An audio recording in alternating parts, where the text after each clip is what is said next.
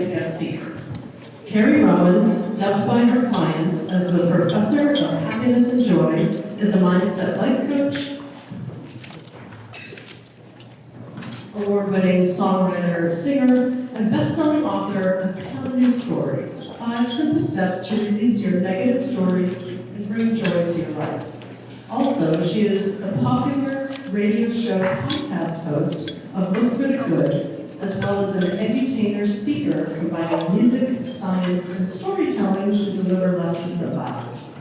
After a successful 10-year climb up the corporate ladder with Fortune 500 companies, Carrie decided to jump and follow her lifelong passions to write, entertain, and inspire others, and has been studying the leaders in this field of self-help for decades. As a mindset strategist, using her book, podcasts, corporate seminars, and coaching programs, she has helped thousands of people to release the negative stories holding them back, better manage their state of mind, and overcome their old programming so they can get out of their comfort zone, dust off their superpowers, and live with greater meaning and passion with joy as the new soundtrack of their life. Carrie has been featured on CBS, CTV, NBC, Philadelphia Inquirer, the Star Tribune, Bay State Parent Magazine, and performed on hundreds of stages. BFFs, please join me in giving a warm BFF welcome to the microphone, the Professor of Joy and Happiness, Carrie Rowan. Thank you, Pam. I really appreciate it. Oh, wait. He's going to do some dance moves up here. So, who loves this chamber? Like, is this the best chamber ever? I've been to other chambers, but I've never felt so welcoming.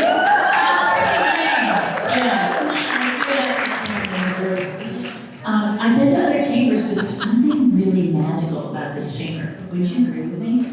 Yes. It's like, it feels like family. I don't know, it's just such an incredible group of women, and just watching you guys get up, it was really, really moving. I loved all that. So thank you guys for having me here today, and I love talking about all this stuff. And I'm going to propose a question to you before we get going. What if the secret to what's holding you back in life lies in the way you tell your life story? Because it really does. Have you thought about the stories that you tell? Not just the stories that you tell other people, but the stories that you quietly say up in your head. You know those ones. They're not so nice. So it's the stories. I've done a lot of research on this, and I love talking about stories. Because the thing is, we don't even realize these stories that come out of our mouths. It's like a knee-jerk reaction. It's just automatic. We tell these stories, but it's those very stories that can be holding us back. And why? Why do our stories hold us back? Because our stories are like a little microcosm of our world. Our stories, inside that story, it tells me so much about you when you share your story with me, right? The good, the bad, the ugly. But those stories that we tell contain our beliefs, right? Our dreams. We just learned something about that one word story that you just told when you stood up here. You learned something about that person, didn't you? You saw them in a different way. That's the power of stories. But I want you to be able to grab your stories, the ones that don't serve you, and I want you to be able to rewrite them into a new and empowering story. Because once you realize this, and you start catching yourself in those stories, you can't ever go back to tell that story the same way. Isn't that cool? And we all know people that tell stories. First of all, stories are magnets, right? Stories either repel us or they attract us to each other. And we all know those people. I want you to think of them right now. Somebody who has this stuck story. And almost every time you see them, they tell you a version of that stuck story. Raise your hand, you know something like that? Get them up, get it in your mind, clear picture of that person, right? Is it a happy story or is it a sad story? It's a victim story, right? And it's almost a justification of why you're in the bad mood 24/7. That's the power of stories. Don't you want to use your story to uplift people, right? I don't know about you, but I don't want to be the person that comes into the party and everybody's all happy and joyful. Like when we first walked in this room, the energy was so high, wasn't it?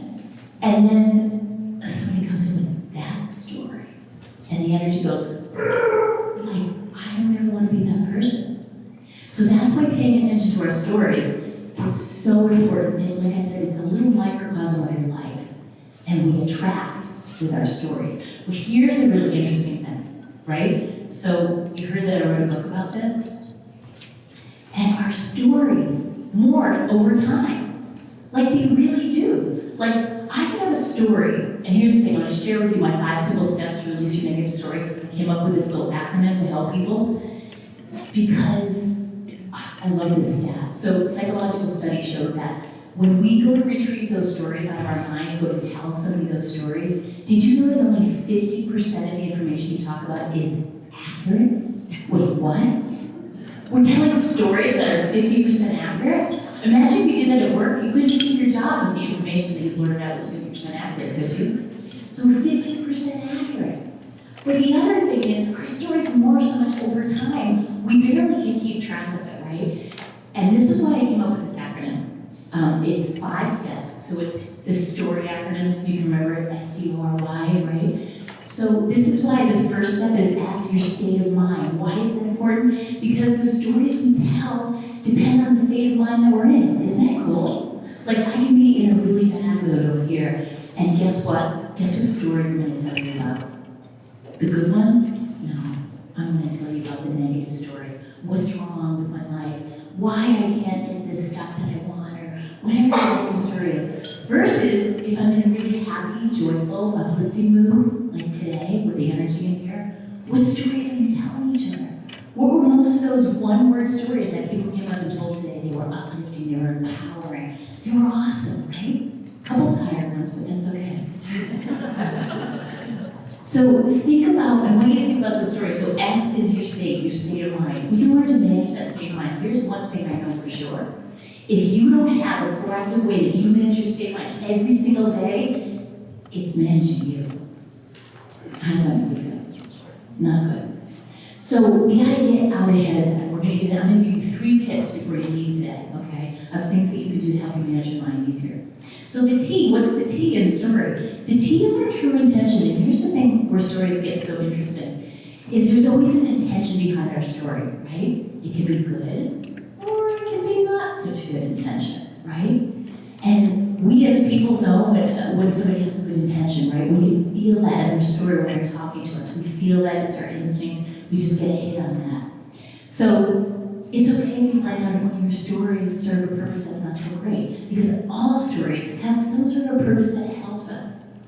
So it's okay as you get into this work, you start to realize, oh my gosh, there's that story Carrie was talking about, that story, I'm being that person right now. I don't want to be that person. Have some compassion for yourself, right? As you're recovering those. So the O in the acronym, STO, is outcome. Here's a really cool thing. Remember Stephen Covey, 7 Habits of Highly Effective People? You know that's still a #1 bestseller on Amazon after all these years. So the O stands for the outcome. Begin with the end in mind. Why is that important when it comes to stories? Because just like those people that are dropping the energy in the room or they're telling you the negative stories, they haven't thought about the O. They haven't even considered ever once how that story affects all of us when they tell it. And so the outcome of our stories is really, really important. When you think about that before you catch yourself telling that story, you're like, ooh, wait a second, this might not make people feel good. So I want you to think about the outcome of your stories.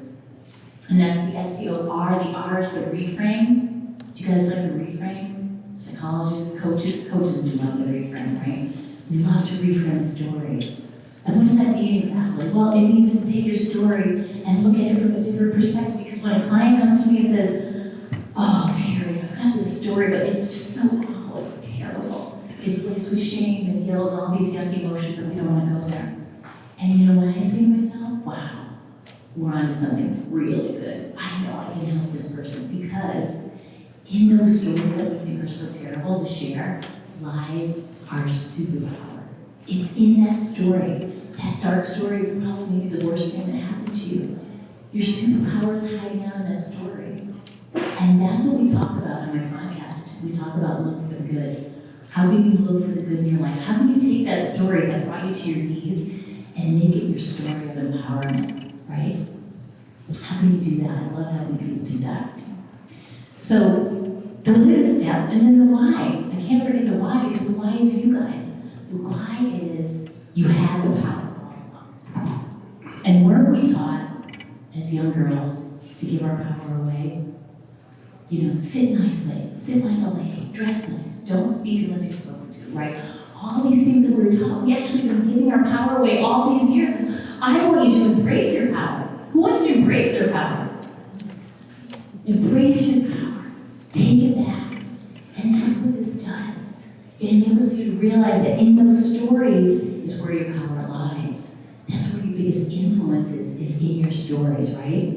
So I want you to own that, own your power in your stories, and be selective about the stories that you start to tell other people, because they do have a really either positive or negative effect on people. So 3 tips. You guys want 3 tips? 3 quick little tips? Okay. First thing I want you to do though is stand up really quick. Everybody stand up. We just had lunch. You're giving me the tired eyes.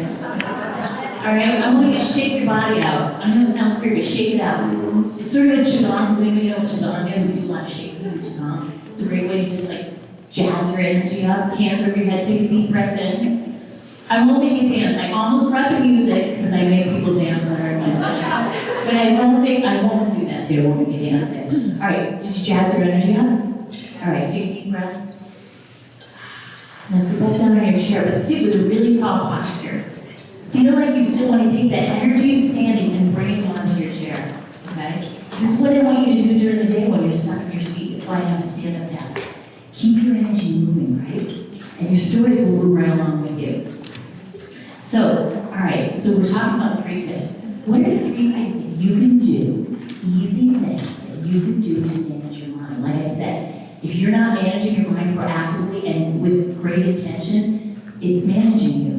So, what I want you to do, and a lot of people said that today, which was really cool, is you gotta get out ahead of mindset. Do you know what I mean? Like, I feel like a lot of times we're chasing mindset, right? So, we're at the office, and stuff hits the fan, because invariably it does, and we're like, oh, now we're in a bad mood, now we're stressed, now we're anxious, and like we're halfway through the day, like, wait, what happened to my intention? I was gonna have a good day today, or whatever.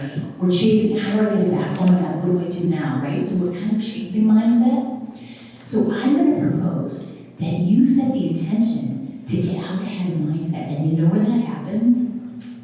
It happens in your bed, when you first wake up. You wake up, and that's where you set your intention. People said it today. They said they feel grateful. They appreciate. So it's part of retraining your brain to look for the good, because if you're not aware, your brain's really good at not looking for what's good. Isn't it so good at that? We're so good at finding what's wrong. Why? It's not just you, it's everybody. We gotta normalize this. It's our brain. It's the way we're all wired to keep us safe. But we can rewire that. And one of the ways we do that is with gratitude. So I want you to wake up in the morning, the second you realize you're awake, and I want you to just say to yourself, oh wow, I don't remember what Carrie said. What did she say to you? That crazy lady Carrie. Oh yeah, think of something I can appreciate. How about your pillow? I have this little love affair with my new pillow from my chiropractor. It's quite ridiculous. I love this thing.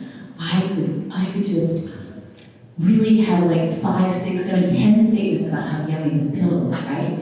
So find something for yourself. It's ridiculous. Maybe you've got some nice silk sheets, or just find 1, 2, 3, whatever works for you. Find something to appreciate when you're laying. You realize you're awake.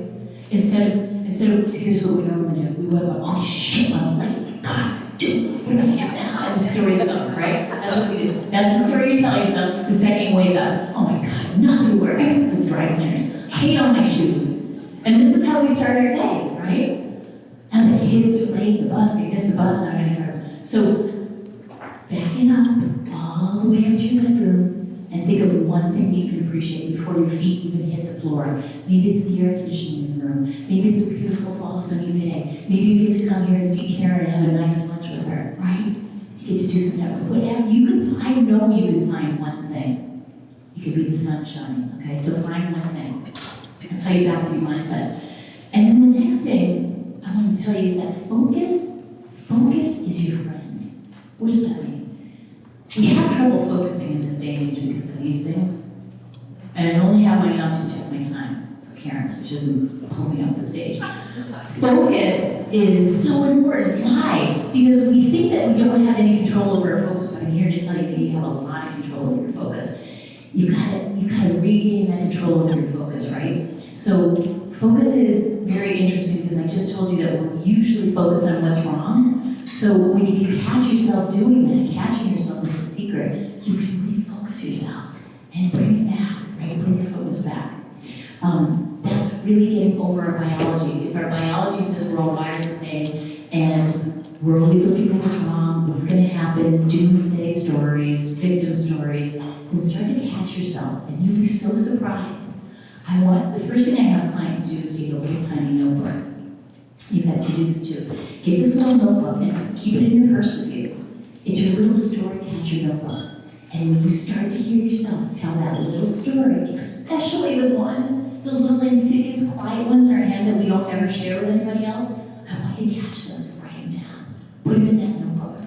Next time you feel stressed at the office, it's hard sometimes when we're in that back brain to remember this, but when you feel stressed, I want you to pay attention. Afterwards, do a little self-reflection. Be like, oh my gosh, I said that to myself.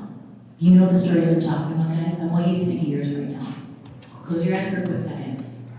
Think about the last time you were stressed or upset about something. It wasn't going your way, you were frustrated, maybe you were angry, maybe you wanted to kick the cat, I don't know. But think about what that was and think, what is it? What's your go-to? What's your meanest story that you say to yourself? I'll give you some examples. Oh my God, you can't do anything right. So stupid, what an idiot. I can't believe I did that. Oh my God, I did that. I did that again. You did it again. What is your little negative mantra? I want you to think about that. Hopefully you have nicer language than I just did. Just make a mental note in your mind. Put it in your phone if you have. You don't have to share with anybody, but I want you to pay attention to that little story. That one right there. Oh, it hurts so bad to say that, but it's just become a habit, right? So think about your little story. What is that story? What do you want your story to be? What do you want to say to yourself? Hey, good job. Wow, high five. You keep dazzling that. Nice going, girl. I got you back. Right? It doesn't have to be anything fancy or anything that's not true. Just come up with a new one and start to replace that story. And then tell me how that goes for you because it's a really powerful thing to do. And lastly, what we just did, we used our body to change our mind. We stood up, we changed our whole state, right? We moved. If you're at your desk all day long, get up and go outside. Even a 5-minute walk can change your whole entire outlook for the rest of the day. Maybe you guys do this, maybe you have a stand-up desk, but change it up. I can be in the middle of writing something and be stuck, right? And you ever notice somebody's like, hey, let's go to lunch. You're like, yeah, let's go to lunch. You leave, you go to lunch, you come back to your desk, and all of a sudden, what happens? The answer is right there on the tip of your tongue the second you go back to your desk because you've changed your physiology, you've changed your body. And that's a really quick way to change your mind as well. So you guys are going to be dancing in the office tomorrow? Is that what's going to happen? So we're going to do something really cool. I know we don't normally do this kind of stuff here. But we're going to do a little exercise together. We're going to do a little meditation. I'm not going to make you get up and dance. So I will guide you. You guys are going to just relax and come along with me. Okay, because I'm going to show you afterwards how this uses all those things that I just mentioned in one simple thing. So get comfortable. Close your eyes. And just take a really deep breath in. I want you to feel your body just starting to relax. I want you to scan your body inside to see where you feel any tension. And just make an intention to let it go. Put your awareness on that spot for a few seconds, and as you breathe in, imagine the breath going right to that spot that feels tense. And continue to scan your body for tension while you breathe deeply. I want you to take the biggest breath you've had all day, as if it's coming in through the bottom of your feet, all the way up to the top of your head. It feels so good to relax and let that go. And imagine like this beautiful wave of calm going across the front of your forehead and down your jawbone to your neck, relaxing your neck, your shoulders, your upper back muscles, way down your body. Just feel how good that feels to just let it go. And take a few more breaths here. In on the count of 3. And out.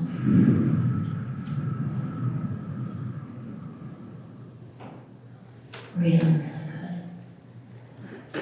And I want you to think about one thing in your life that's really working well. It's something that you are pleased with how it's turning out. It's one aspect of your life that you are very satisfied with. We're always wanting more, but right now you are pretty pleased with this. You may even be tickled pink with how it's turning out. And you know it's going in the direction that you want it to. How does this make you feel? When you think about that awesome thing, I want you to pick one emotion or word that comes up to you right away when you think about this. What's your word? Maybe it feels like joy, freedom, happiness, satisfaction, eagerness, hopefulness. Pick a word that comes to your mind to describe how it makes you feel, and silently repeat that word in your mind. Notice how your body feels when you repeat that word again and again, like it's your new personal mantra. Really feel the power of that word. Imagine that as you take in your next breath, that word is your breath. As you breathe in joy, freedom, whatever your word is, breathe that into your whole body. And now I want you to think of one thing in your life that needs a little improvement. Something that's not working the way you wish it was. Something you know deep down could be better. And then imagine that you're looking out over a field of all possibilities. This field could be grass, or it could be up in the sky where each possibility and each possible outcome is a cloud. And you're standing at the top of this field of all possibilities and you ask, what else is possible here? And just let whatever answer come to you. Ask it again and feel the response you get in your body. What else is possible here? Imagine at least 3 different possibilities floating out as clouds in front of you. You can float over to each one and see if you like the way it feels. Try it on and see if it's possible to evoke the same emotion you had earlier when you thought about what wasn't working in your life. Can you find a way to feel that same emotion from one of these possible outcomes?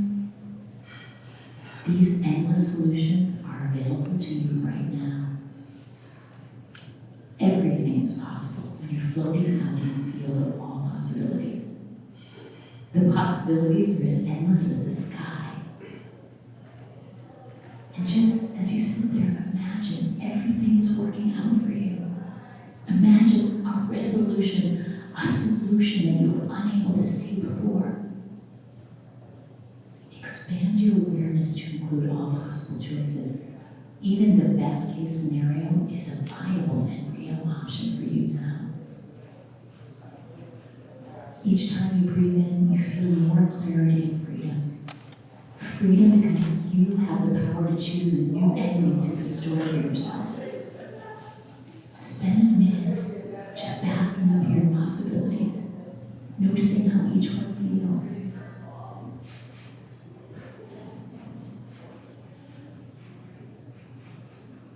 And when you're ready, come on back down to your chair, back into your body. Maybe wiggle your toes a little bit and your fingers. Feeling the peace and space that you've created for yourself here. And enjoy that feeling.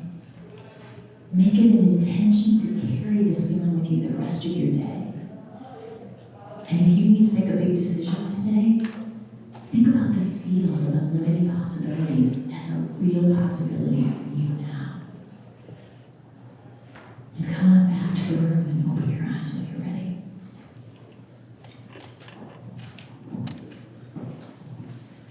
How you doing? You ready for a nap now? That was your nap. Because just that small amount of time in meditation can change your whole entire day, right? Even if you're like, you're not into meditation, you know how many people tell me, oh, I can't meditate here, I can't do it. My mind just won't be quiet. Nobody's mind is ever quiet. The goal is just to feel those feelings, right? Just to take those breaths in and change your physiology. You just change your whole physiology. All the chemicals flying around your body are all different now. So that's the power of meditation, and I wanted to show you how we just took those 3 things that I gave you, those 3 tips, and then we incorporated all of them in that one meditation. And in my book, that's one of the meditations from my book. And the thing that makes this a little bit different, which really gets me excited, even to this day, is that my book is interactive. So in my book, when I launched it during COVID, which was never my intention, by the way, I have QR codes in here, so you can hear my stories, you can hear my songs, which are my 3-minute stories. So if I wrote a song about one of the really awful things that happened in my life, which I can't believe I shared one on her, then you can hear the story, you can hear the song, and you can hear the meditations. There's a meditation for each one of the 5 steps that I told you guys about. So how you doing? You guys are like, oh, I need some more of that relaxation. Did you get a word for yourself? Raise your hand if you got a new word for yourself for your problem, for your issue, right? That you wish was better. So don't forget that, right? How many times we walk out of like a seminar or something and we feel moved at the time, but then we walk out, we forget everything? Go walk out and open up your notes in your phone and jot a couple things down for yourself, things that you want to make sure that you remember. Because they're small, but I'm telling you, they can make a big impact. So I just wanted to tell you really quick before we wrap this up. Karen, are we doing good on time? Okay. So I wanted to tell you a quick little story.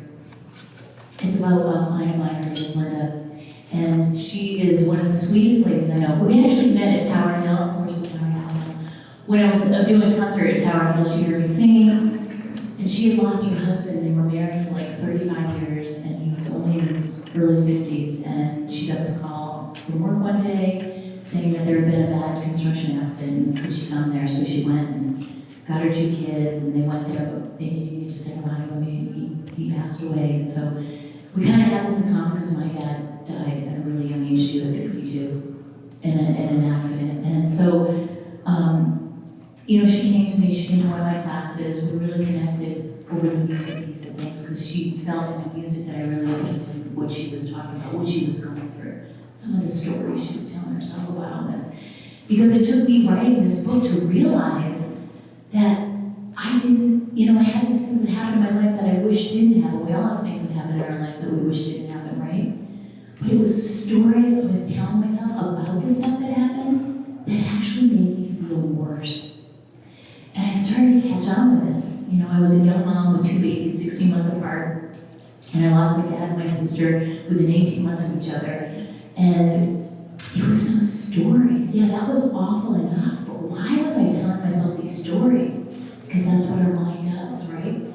And when we can capture those stories, we can really decide what to do with them. And that's why Linda came to my master class. She came to my group coaching class. And you know, I was on Zoom one day, and Laura was in my office, and she raised her hand and she said, Carrie, here I am, I left my job, I'm retired early now, and she had a piece of land that they used to call a compound because her 2 older daughters moved down there with their kids. So now she was living on the same land, they all had their own houses. She was with all the grandkids, you know, she was making the most of her life despite what happened. And she said, but I have these worry stories, and I don't know what to do with them. They consume so much of my mind. Now that you're talking about stories, she said, I'm realizing I just don't know what to do. They're even waking me up in the middle of the night, these worry stories. And so we had a big talk about it. And a couple things she told me stuck out for her. I taught her a few things actually. I taught her how to quiet that inner voice, that worry story, because we all have worry stories. Some people worry more than others, but we all have worry stories, right? So I showed her how to quiet that. I taught her how to change her focus deliberately. But before we change it, we have to catch it, right? We have to notice that we're off focus. We have to notice what we're focusing on, those negative stories. And then I helped her create a custom morning routine. It's non-negotiable. It's a non-negotiable morning routine, that's what I call it. Non-negotiable to everybody around you, but also more importantly, you. Like, we can't say, oh, I'm doing so good, I'm not gonna do this. How many times we do that? I'm on such a roll with working out, I'm gonna take the next month off, right? Like, come on, raise your hand if you do that. I do that. You know, I wish I could do that with cleaning the house. I clean those toilets enough time, I'm gonna take a month off. So whatever it is for you, I want you to think about that. So we tend to do that, and because you know that you do that, you gotta really stick with it. That's why I say it's non-negotiable in the morning routine. I do it before I do anything else. I've been doing this, I'm dating myself, for decades. Right, when I got into college in my 20s and I had my first corporate job, I used to drive around in my car, people thought I was crazy, with these little 3x5 index cards. And what did they say on them? All my goals, my intentions, who I wanted to be, what I wanted to do, right? And so I would read those every single day, and you know what happened? I got every one of those things that I wanted. I was, it was just amazing, not only to everybody else around me, but me. I used to drive around with one of them glued right to my rearview mirror of my 3 top goals. I wanted to be the rookie of the year because I was on a team with all men and just me. So I was like, I'm gonna kick their butts. That's my story I had in my mind about girls can do anything boys can do better. That's a whole other talk, but that's a good one too. Because it's that little story that was a supportive story that helped me get through it. So I helped my friend Linda come up with a story, come up with a new little mantra for herself and a morning routine. And you guys can do that too. You can tell a new story to yourself instead of those mean stories. So a couple weeks, probably 2 or 3 weeks later, I'm back in my office, back on the Zoom with the group, and all the ladies have accountability partners. It's a really cool experience. And she raised her hand and said, oh, can I share? And I was like, of course you can share. I have to tell you, I can't believe I'm feeling so much better. And I was like, really? She's like, yeah, I'm feeling so much better. She said, but the thing that really struck me, she did the 3 things that we talked about. The thing that struck her most was she didn't realize she was holding on to some of those stories because she felt bad letting them go. Some of those stories were about her husband, right? And she didn't realize that, I guess I told her that stories have a purpose. I mentioned that to you guys before. All stories have a noble purpose, the reason why we tell them. But sometimes that purpose doesn't serve us any longer, and it's okay to thank those stories and kiss them goodbye, let them go. And she said that was the thing that helped her the most. So I share this with you guys so that you can understand from somebody else's story how to maybe turn your own story around. And I want to tell you something very exciting before we wrap. That Karen is the star of my podcast next week. I hope you guys listen on Monday at 5 a.m. and 5 p.m. And she's going to share her amazing story. We laughed, we cried. It was really, truly an incredible experience having her on the show. It's called Look for the Good. Go to my website. If you don't have my card, come over here and get one. I'm also doing a quick little book signing afterwards. So yeah, listen in. And I don't know how this happened, but just in 2 years, I have over 175,000 listeners on my podcast. Women like you. And it's because we talk about real shit. We talk about, the golfers just have to go up there. And it's real stories. We talk about people's real stories and the crap that happens and how you got over it. That's what we talk about. It's not about what happened, it's what you do afterwards, right? How you gonna get over that story, and that's what we're talking. So I hope you tune in to Karen's show, it's gonna be amazing. And it's a radio show, so you can listen at 5 a.m. on your commute or 5 p.m. in the afternoon. And yeah, come over and talk to me. I'll sign a book for you if you guys want to know more. And on your tables, you see this? The name of my group coaching masterclass is Your Story Sucks. Sorry. Your story sucks. The happiness right out of you, okay? Because that's what it does. So if you guys are at all interested, scan the QR code, and I'm launching a fall cohort in my class. We're gonna start on tour. I'll give you all the details. Just scan the code, sign up for the waiting list, and I will send you information on the class. And drop your, if you sign up for the waiting list, drop your card in the middle of the table, and we're gonna come around and pick them up, and I'm gonna do the free book drawing right now. Okay? Who has questions for me? Anybody?